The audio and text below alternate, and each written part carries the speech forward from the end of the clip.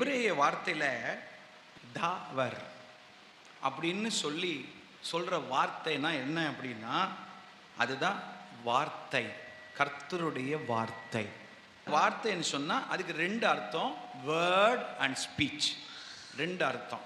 இந்த வேர்டுக்கு என்ன சொல்லப்படுதுன்னா வேர்ட் ஆஃப் காட், அதுதான் கர்த்தருடைய வார்த்தை. சொல்லுங்க, அது வேர்ட் ஆஃப் காட். ரெண்டாவது கர்த்தரிடத்தில் இருந்து வருகிற அவருடைய வார்த்தையை தான் பேசுறாரு. வார்த்தையை தான் பேசி நமக்கு எழுதி வச்சிருக்காரு. நம்ம கிட்ட பேசணும்னா இந்த வேர்ட் ஆஃப் காட்ல இருந்து, வேர்ட் ஃப்ரம் காட், அதாவது வார்த்தை இதிலிருந்து எனக்கு வருது. ஆமென்.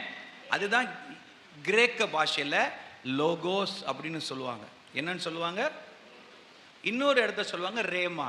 லோகோஸ்ன்றது வேர்ட் ஆஃப் காட், ரேமான்றது வேர்ட் ஃப்ரம் காட்.